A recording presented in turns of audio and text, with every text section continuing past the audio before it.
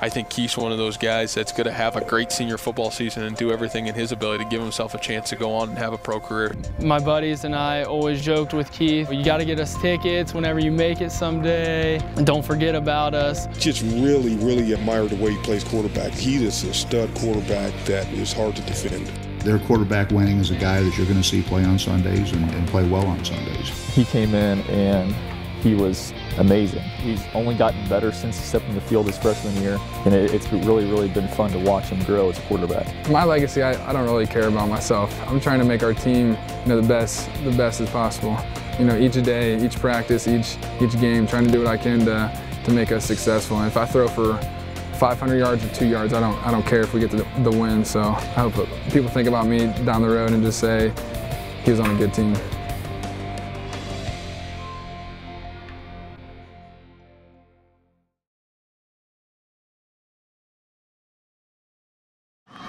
Swings it out to Wenning. He wants to throw it. Going to Harliver. He's open at the 10. Down to the 1-yard line. Keith Wenning, 2007. Sophomore backup quarterback at Ohio's Coldwater High School. If we're up by a lot, I'd get the late series, or throughout the game just to mix it up, I would go in here and there. So my sophomore year, I didn't really play a great deal of football. It was more just learning. But on this night, and in the state title game nonetheless, Wenning found a spotlight as gadget quarterback. Geyer's got it, 40! Ended up throwing a 80-some-yard touchdown and then set up another 40-yard that we put in the next play. Those two plays were kind of the big plays at the state game that were able to tie up the game for us. The Cavaliers went on to win. And the next season, one often critical for college recruiting, Wenning remained the backup, playing behind this man, his childhood friend, an eventual baseball player at Miami, Ohio, Corey Klenke. We played baseball together, we played football together. Growing up and just playing sports together in general, we always saw it as good competition. We helped each other out in any way possible. Either one of us are, we're both about the team, that's for sure. None of us are me type guys, and so I felt that was a big part of being able to, grow in each other's success. Wenning completed only 23 passes that season, though Coldwater went 12-1. But college offers for the backup quarterback just weren't rolling in. My junior year, I only had one offer, and it was to play linebacker. With recruiters having only the word of head coach John Reed to rely upon. He said, "You just wait. When Keith Wenning, when it's his turn to play, you're going to see what I'm talking about." And so we trusted John, and we definitely had him on our radar, but there was no tape. Well, his senior season, with Klenke off to the baseball diamonds in Oxford, Wenning finally got his chance. And in hindsight, the number of college quarterback offers that followed is astonishing. One. Just to Ball State? Just Ball State.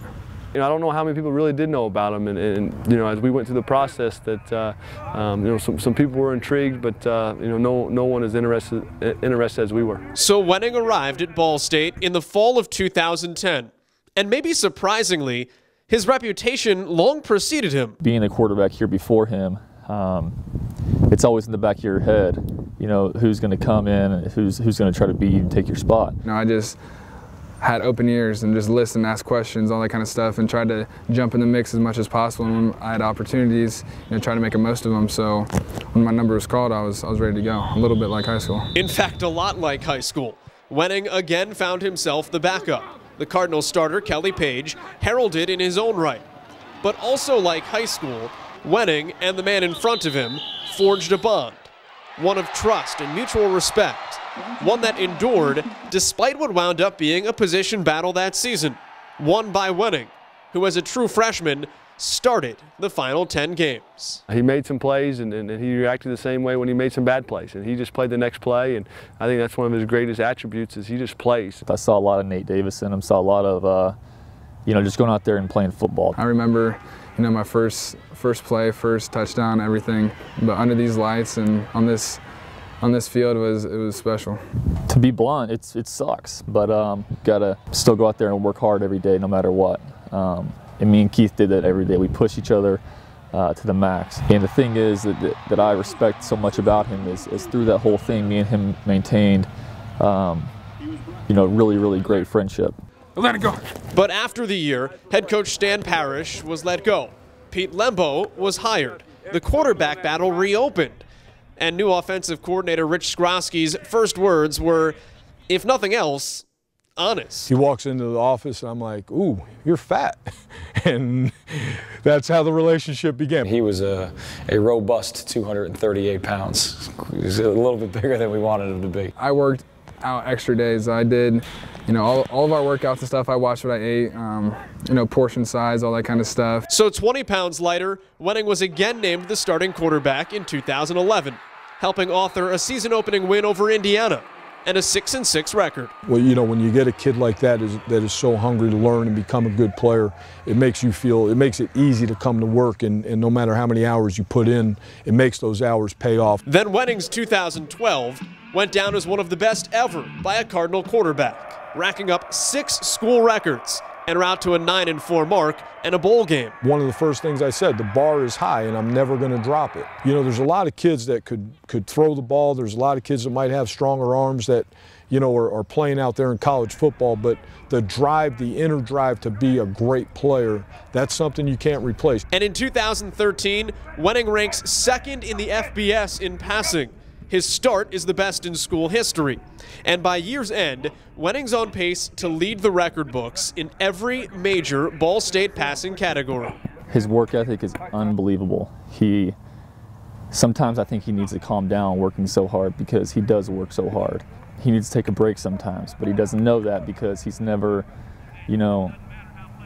wanted to take a break. He wants to play football all the time, no matter what. And because of that, he'll likely hear his name called Radio City Music Hall come spring, bound for the NFL.